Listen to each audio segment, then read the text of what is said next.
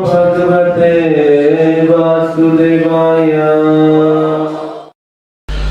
जब प्रहलाद महाराज को हिरण्यकशिपु मरवाने के लिए कितने सारे तरीकों को अपना रहे थे, कभी पहाड़ से नीचे फेंकवाते, कभी हाथी के पैर के नीचे कुचलवाते, कभी सांपों के बीच में फेंकवाते, कभी अग्नि के बीच में जिंदा फेंकते, कभी अपने सैनिकों को मारने के लिए कुछ करते। कितने सारे तरीके प्रहलाद महाराज को मारने के लिए हिरण्यकशिपु अपना रहे थे, और प्रहलाद एक भी तरीके से उनको खर्च भी नहीं आ रही थी। यानी कि 5 साल का बच्चा पूरे सृष्टि के सबसे बड़े असुर के द्वारा मारा नहीं जा पा रहा था, और ये एक बहुत बड़ी हैरानी थी हिरण्यकशिपु के लिए कि मेरे बल के आगे इस 5 साल के बच्चे का बल कुछ भी नहीं, लेकिन फिर भी ये हर परिस्थिति में बच जाता है, ये मरता नहीं, इसको कुछ होता नहीं, ऐसा कैसे है? तो प्रहलाद से जब हिरण्यकशिपु ने ये प्रश्न किया कि तुम्हें ये शक्ति कहां से मिल रही है, तुम्हारी शक्ति का स्रोत क्या है, तुम कैसे हमेशा बच जाते हो, कौन है जो तुम्हें बचा रहा है? तो प्रहलाद महाराज क्या कहते हैं हिरण्यकशिपु को कि आपकी और मेरी शक्ति का स्रोत एक ही है।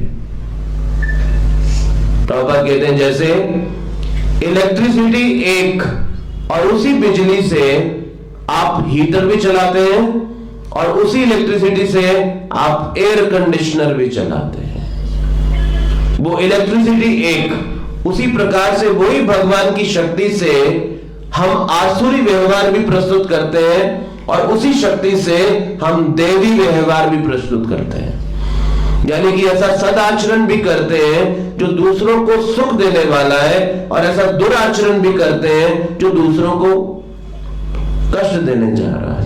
तो वही भगवान की शक्ति और वही प्रहलाद महाराज और वही हिरण्यकशिपु, जो कि दोनों ही भगवान के अंश हैं, लेकिन अपनी अपनी स्वतंत्र इच्छा के सदुपयोग और दुरुपयोग के कारण उसी भगवान की शक्ति को भिन्न भिन्न प्रकार से उपयोग कर रहे हैं। तो वो प्रहलाद 5 साल की आयु में भगवान को देख रहे हैं, और वो हिरण्यकशिपु इतना बड़ा असुर होने के बावजूद भी भगवान को समाप्त करने का प्रयत्न अपने जीवन के अंदर कर रहा है। जिस समय अमेरिका में श्रील प्रभुपाद जी इस हरे कृष्ण आंदोलन को अभी आरंभ ही किए थे, और अभी धीरे धीरे ये एक कुछ लोकप्रिय होने जा रहा था, लोकप्रिय होता जा रहा था, तो कुछ द्वेष करने वाले लोगों ने इस्कॉन के ऊपर हरे कृष्ण आंदोलन पे वहां पर न्यूयॉर्क में एक केस फाइल कर दिया, और उस केस का मतलब था कि ये एक कल्ट है, ये बस मन गढ़ंत तरीके से एक कुछ रीति रिवाजों को पालन करने वाले लोग हैं, ये हरे कृष्ण एक प्रमाणिक धर्म नहीं है। तो जिस समय भक्त लोग प्रभुपाद जी के पास आए, बोले कि हमारे ऊपर ऐसा केस फाइल किया गया है, और हम जब वकील के पास गए तो वो इस केस को लड़ने का $10,000 मांग रहा है, तो क्या करना चाहिए? तो प्रभुपाद जी ने कहा कोई वकील को हायर करने की जरूरत नहीं है, हम अपना केस खुद लड़ेंगे। तो शिष्यों ने कहा प्रभुपाद जी, लेकिन हमारे पास तो कोई योग्यता नहीं, हम कैसे करेंगे? तो प्रभुपाद ने कहा तुम भागवतम पुराण लेके कोर्ट में जाना, और जब तुमको बोलने का मौका दिया जाए तो तुम श्रीमद् भागवतम से पढ़ के सुनाना। तो प्रभुपाद ने बोला कब तक? शिष्यों ने बोला प्रभुपाद जी कब तक पढ़ना है? बोले उसमें 18,000 श्लोक हैं, और पढ़ते जाना जब तक पूरा भागवतम ना हो जाए। तो ऐसा ही किया, और वो भागवतम लेकर पहुंच गए कोर्ट के अंदर, और जब इनको बोलने का अवसर दिया गया तो इन्होंने तो भागवतम खोला और श्री भगवान वाचा शुरू हो गए, और जज बोल रहा है कितना लंबा चलेगा? बोला इसके तो 12 स्कंद है और 18 वॉल्यूम है। बोला इतना लंबा, और वो भी सर पकड़ के बैठ गया, और चल रहा है पूरा कोर्ट केस। प्रभुपाद जी के अनुसार इन भक्तों ने भागवतम क्लास में कन्वर्ट कर दिया, और ये भागवतम क्लास चल रही है कोर्ट के अंदर। अभी कई दिन तक वो सुन रहा है भागवतम को बैठ के, और तो समझ कुछ आ नहीं रहा। तो एक उसका मित्र ऑक्सफोर्ड यूनिवर्सिटी, हार्वर्ड यूनिवर्सिटी में एक प्रोफेसर था रिलीजन का, और उसने फोन करके इस जज ने पूछा कि देखो भैया, तुमने पढ़ा है कुछ इन हरे कृष्णा वालों के बारे में, कुछ रिसर्च किया है? तो उसने बोला हाँ, मैंने इनकी सब किताब पढ़ी है, मैंने इनकी सब किताब पढ़ी है। तो बोला तुम्हारा क्या ओपिनियन है इनके बारे में? बोला ये एकदम प्रामाणिक धर्म है, मैंने सब रिसर्च किया इनके पूरे लिटरेचर के ऊपर, ये एकदम प्रामाणिक धर्म है। तो जब जज ने उस अपने मित्र के ये शब्दों को सुना, और जो कि प्रभुपाद की पुस्तकों के संपर्क में आया था, वो किसी लाइव डिवोटी के संपर्क में नहीं था, किसी सत्संग में नहीं जाता था हरे कृष्णा के, किसी मंदिर में नहीं जाता था, वो अप्रत्यक्ष रूप से उन किताबों के संपर्क में आया जो प्रभुपाद जी ने लिखी थी, और उसी से उसने जब ये अपना मत प्रस्तुत किया, तो जज ने नेक्स्ट डे जब वर्डिक्ट दिया तो बोला ये हरे कृष्णा एक प्रामाणिक धर्म है। और ये एक इतनी बड़ी जीत थी प्रभुपाद जी के लिए कि इसके बाद से अमेरिका में प्रभुपाद के लिए प्रचार करने का रास्ता खुल गया था। और अगर ये डिसीजन अगेंस्ट जाता तो शायद आज आप और हम बैठ के इस तरह से बात नहीं कर पा रहे होते।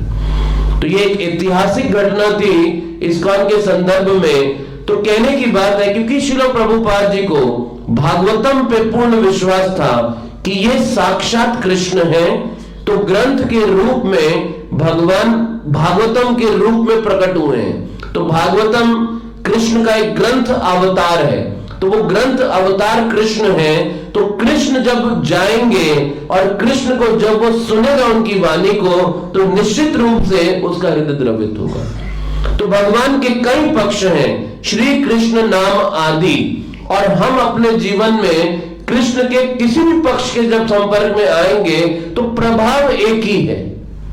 तो चाहे आप भगवान के विग्रह के संपर्क में आए, चाहे भगवान की ग्रंथ अवतार भागवतम या फिर भगवत गीता के संपर्क में आए, या फिर कृष्ण के नाम के संपर्क में जीवन में आए, चाहे आप किसी भी रूप में संपर्क में आए, चाहे उनके धाम वृंदावन के संपर्क में आए, चाहे उनके चरणों को छूकर आए जल गंगा के संपर्क में आए, चाहे उनको प्रिय तुलसी के संपर्क में आए, किसी भी संपर्क में आए, जिस रूप में कृष्ण प्रकट होते हैं वो उस रूप को दिव्य बना देते हैं।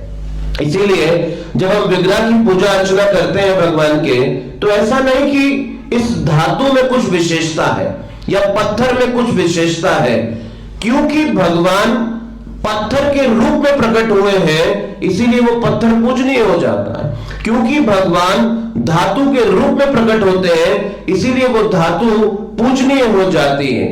तो भगवान जिस रूप में प्रकट होते हैं, हमें याद है कि बहुत समय पहले रामायण सीरियल आता था टीवी में। उन दिनों इतने सारे सैटेलाइट चैनल्स नहीं हुआ करते थे, एक ही दूरदर्शन आदि रहता था, वही टेलीकास्ट करता था।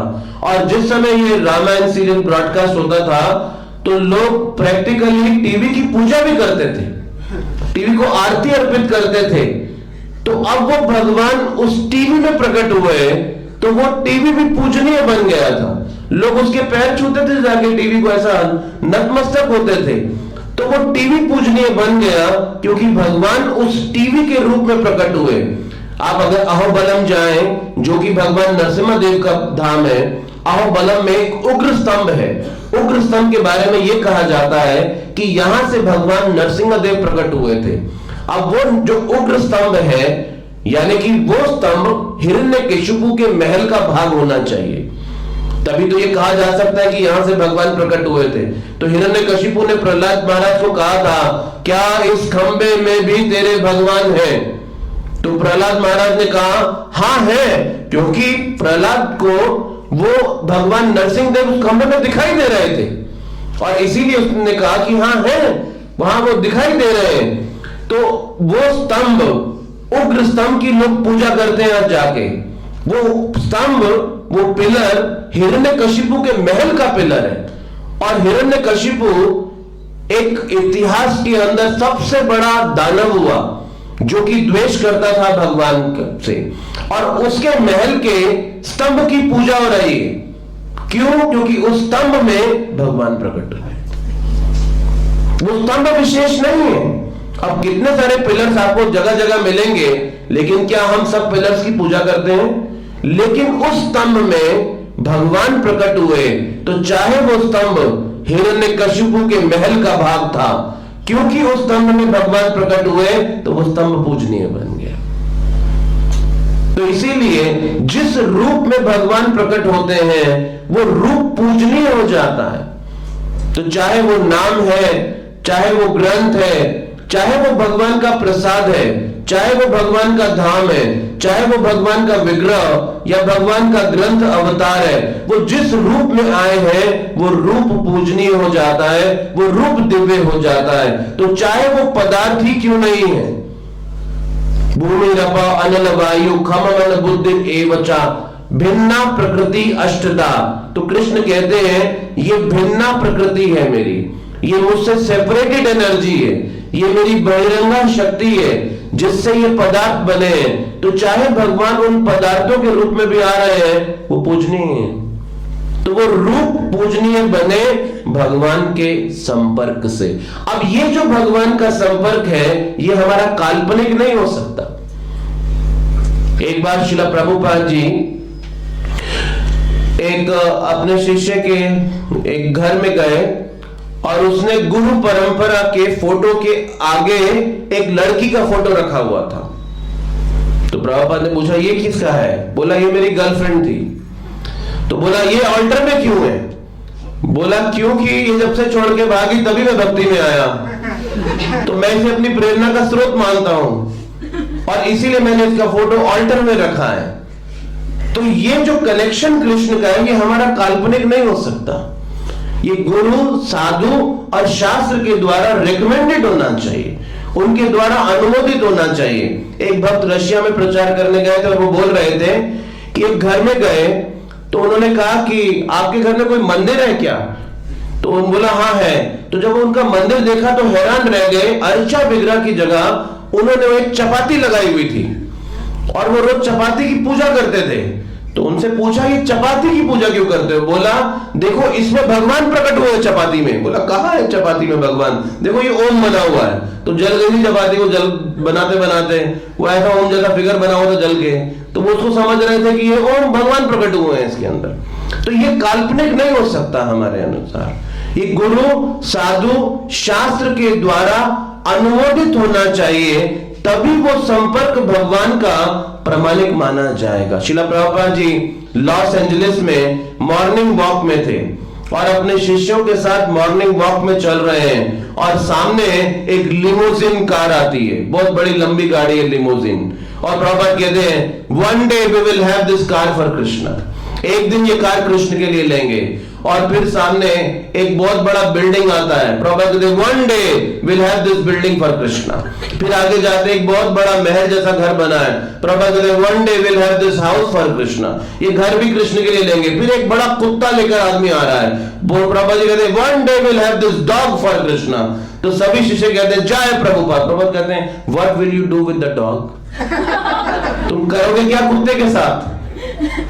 तो ये संपर्क काल्पनिक नहीं हो सकता, ये गुरु साधु और शास्त्र के द्वारा कुछ भी जो हमें कृष्ण का संपर्क दे रहा है या दे सकता है उसे हमें गुरु साधु शास्त्र के माध्यम से ही जानना होगा।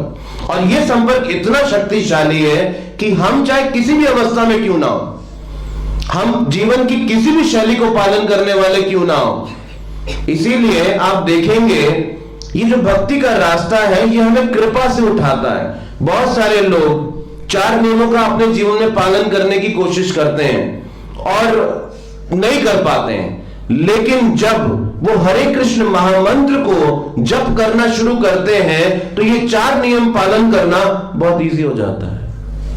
और जब तक आप हरे कृष्ण महामंत्र का जप करते रहेंगे आपके लिए 4 नियम पालन करना बहुत इजी होगा। जिस दिन आप ये महामंत्र का जप छोड़कर देखिए और फिर देखिए ये 4 नियम पालन करना कितना कठिन नजर आता है, तो इसका मतलब इन निषेधों का हम पालन कब कर पा रहे हैं? जब हम इस हरि नाम की कृपा को अपने जीवन में स्वीकार कर पा रहे हैं। तो वास्तव में इस भक्ति की उन्नति कहां हुई? इस भक्ति की उन्नति इस कृपा को रिसीव करने में हुई। तो जितनी मात्रा में किसी ने कृपा को स्वीकार किया है, उतनी मात्रा में वो तपस्या या आदि नियमों का कड़ाई से अपने जीवन के अंदर पालन कर पा रहा होता है। तो ये बात बहुत स्पष्टता दिखाई देती है कि कृपा से इन निषेधों को आप अपने जीवन में स्वीकार कर पाते हैं। नारद जी जब भगवान शिव के पास जाते हैं तो चर्चा में प्रहलाद महाराज का गुणगान आता है, और प्रहलाद महाराज के गुणगान के साथ प्रहलाद महाराज के पोते बलि महाराज की भी बात आती है। और शिव जी कहते हैं कि बलि महाराज कितने विशेष निकले, इन्होंने वामन देव को अपना सब कुछ अर्पित कर दिया। तो नारद जी कहते हैं यहां पर मैं आपसे मतभेद रखता हूं, क्योंकि बलि महाराज कृपा के पात्र बने भगवान वामन देव के इसलिए नहीं कि उन्होंने सब कुछ भगवान वामन देव को अर्पित किया, वो कृपा के पात्र बने इसलिए क्योंकि उनका संपर्क प्रहलाद महाराज के साथ था। वो प्रहलाद महाराज के परिवार में आए, क्योंकि वो प्रहलाद महाराज के पोते हुए, और इस कारण से भगवान वामन देव ने, बलि महाराज ने इतनी भारी भारी गलतियां की, साधारण नहीं, इतनी भारी भारी गलती की, उन्होंने देवताओं को हटा के स्वर्ग का शासन हथिया लिया। फिर उसके बाद शुक्राचार्य अपने गुरु को कंप्लीटली रिजेक्ट कर दिया, और यही नहीं, उन्होंने वामन देव को जानते हुए कि ये विष्णु है, मुझे छलने आया है, 3 पग भूमि का वादा भी कर दिया। एक के बाद एक गलती कर रहे थे, लेकिन फिर भी भगवान वामन देव ने बलि महाराज को अपनी कृपा दी। क्यों दी? तो नारद जी कहते हैं क्योंकि वो प्रहलाद महाराज के पोते हैं, इसलिए उनका संबंध प्रहलाद महाराज से है। तो इसलिए भक्ति के पथ में हमारी योग्यता हमारे अभ्यास में नहीं, हमारे संबंध के ऊपर है, और ये संबंध को प्रदान करने के लिए भगवान हमारे बीच में अनेक प्रकार के रूपों में प्रकट हो जाते हैं। और ये जो रूप भगवान हमारे सामने लेकर आते हैं, ये इतने शक्तिशाली हैं कि ये हमें भगवान का संपर्क और भगवान का संबंध स्थापित करने का अवसर प्रदान करते हैं। जैसे प्रभुपाद जी सैन फ्रांसिस्को में रथ यात्रा होने जा रही थी, पहली रथ यात्रा इस्कॉन के इतिहास में। आज पूरे विश्व में प्रभुपाद की कृपा से अनेक शहरों में, अनेक देशों में ये जगन्नाथ सुभद्रा बलदेव जी का रथ यात्रा महोत्सव किया जाता है, बड़ी धूमधाम से किया जाता है। पूरे संसार भर को भगवान जगन्नाथ, अभी पुरी में तो वहां के सेवकों ने जगन्नाथ जी का दर्शन भी बंद कर दिया, लेकिन प्रभुपाद जी ने वो जगन्नाथ जी का जो दर्शन है पूरे संसार भर को देने के लिए ही रथ यात्राओं का आयोजन किया।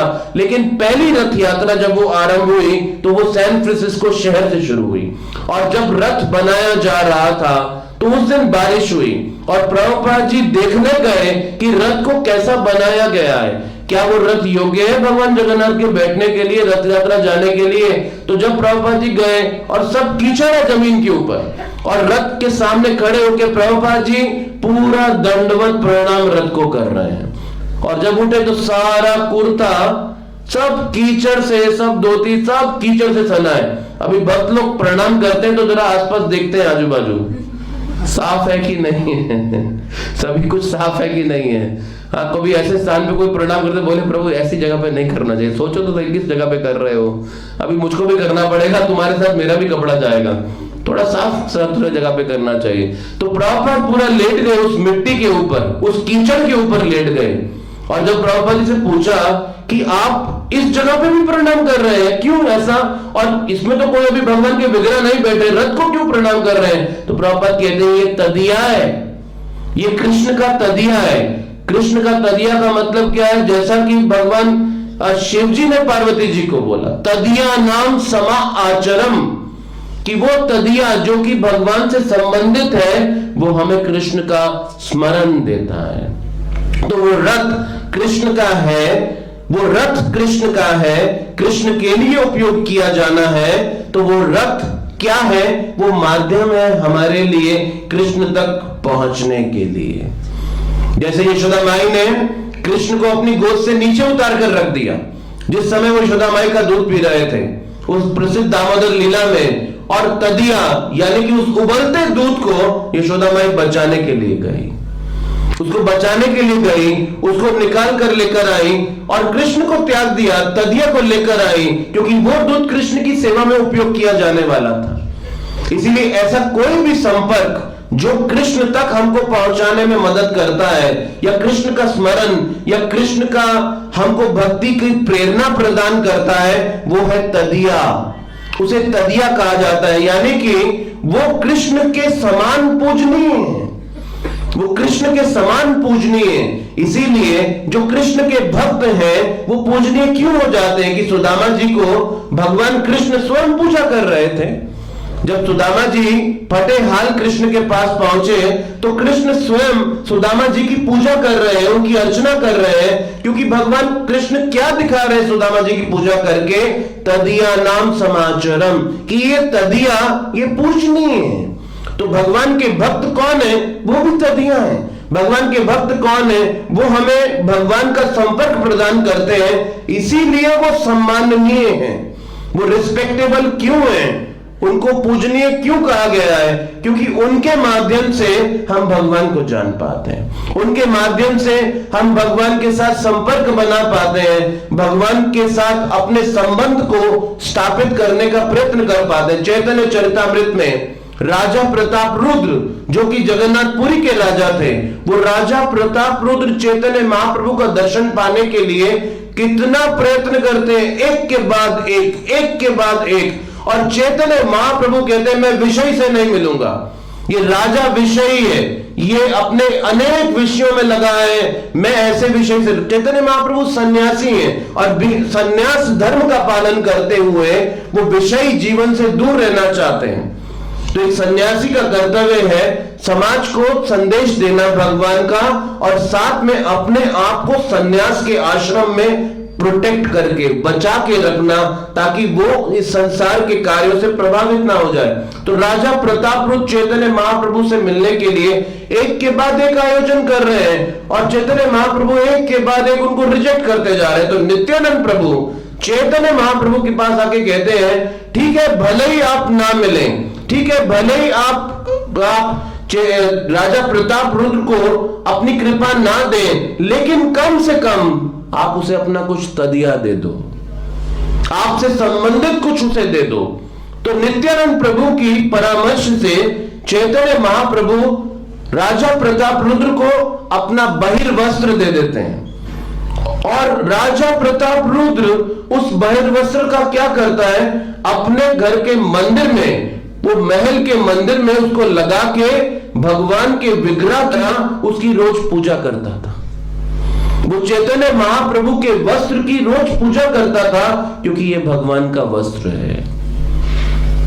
तो ये वस्त्र जो भगवान का है उसकी वो पूजा इतने महत्व से कर रहे थे, तो फिर भगवान के विग्रह की पूजा हमको कितनी केयर और कितने अटेंशन के साथ करनी चाहिए, उनकी सेवा कितनी अटेंशन के साथ प्रदान करनी चाहिए, क्योंकि ये अर्चना भगवान से संबंधित वस्तुओं की, ये हमारे संपर्क को भगवान के साथ स्थापित करने के लिए आया है। तो इसीलिए सिर्फ कृष्ण का नाम नहीं, कृष्ण नाम आदि, कृष्ण से संबंधित प्रत्येक वस्तु महत्वपूर्ण है, कृष्ण से संबंधित हर कार्य महत्वपूर्ण है, क्योंकि वो हमारा जो आकर्षण है इस भगवान के नाम के प्रति उसको बढ़ाने जा रहा है। तो इसीलिए प्रभुपाद जी ने कहा ये भक्ति का कार्य सिर्फ रिचुअलिस्टिक नहीं होना चाहिए, इसके पीछे भावना भी महत्वपूर्ण है।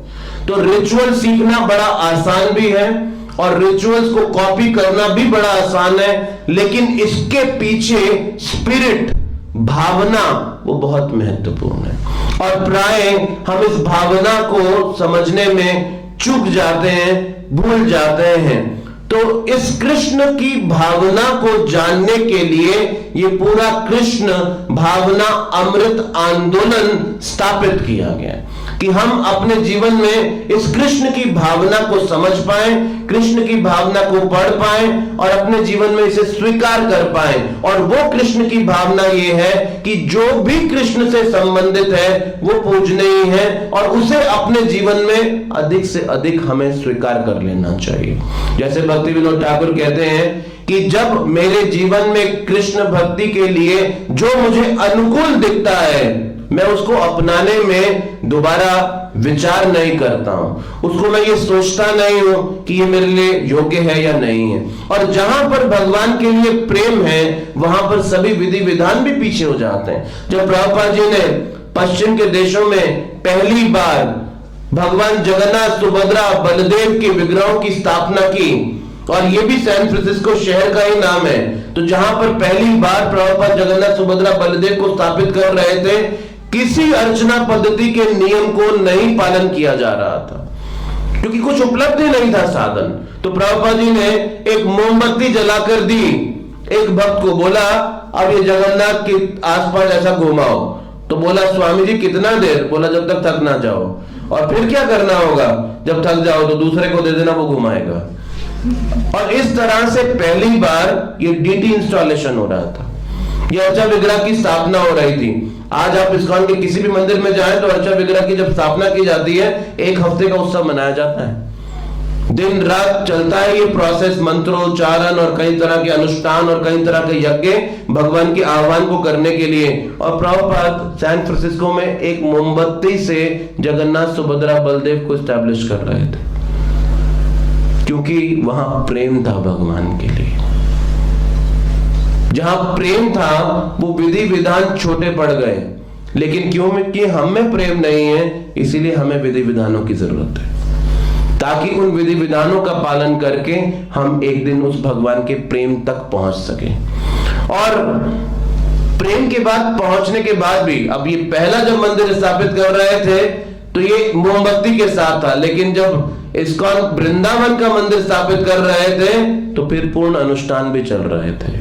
लेकिन साथ साथ प्रभुपाद जी ने अपने शिष्यों को बोला अब साथ में कीर्तन करो, हरे कृष्ण महामंत्र का कीर्तन करो और प्रार्थना करो कि भगवान कृष्ण बलराम इन विग्रहों में आ जाएं और हमारी सेवा को स्वीकार करें और हमारे साथ संबंध स्थापित करें। तो इसीलिए हम सबको ये समझने की आवश्यकता है कि भगवान हमारे बीच में कई रूपों में आ रहे हैं और ये जीवन उनके साथ उन सब रूपों के रूप में संबंध बनाने के लिए दिया गया है। तो ये एक वर्ष जा रहा है और एक नया वर्ष आएगा।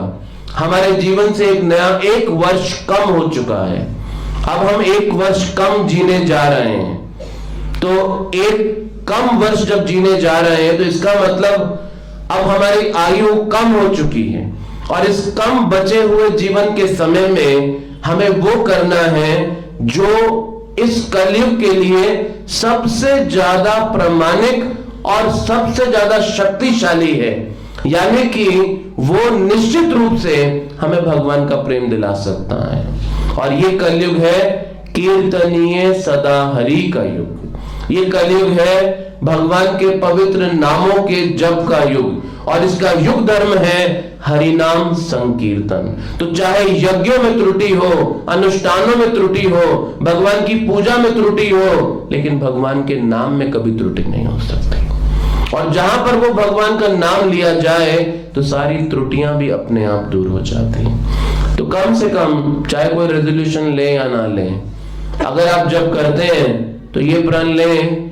कि गंभीरता से करेंगे और नहीं करते हैं तो प्रण लें अब रोज करेंगे और कम करते हैं तो प्रण लें ज्यादा करेंगे। तो जब हम भगवान के लिए प्रण लेंगे तो याद रखना संसारिक रेजोल्यूशन ज्यादा दिन चलते नहीं, सुबह लेते हैं शाम को टूट जाते हैं। लेकिन जब भगवान के लिए रेजोल्यूशंस लिए जाते हैं तो भगवान उन रेजोल्यूशंस को भी शक्ति देते हैं ताकि हम उन्हें अपने जीवन भर करते रह सके। हरे कृष्णा। हरे Krishna.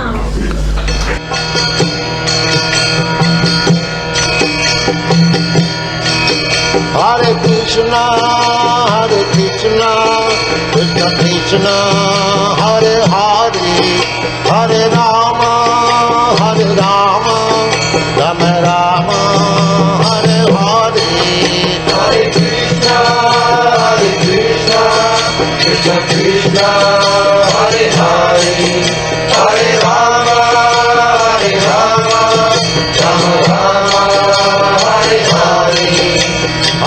Krishna, Hare Krishna, Krishna Krishna, Hare Hare, Hare Rama.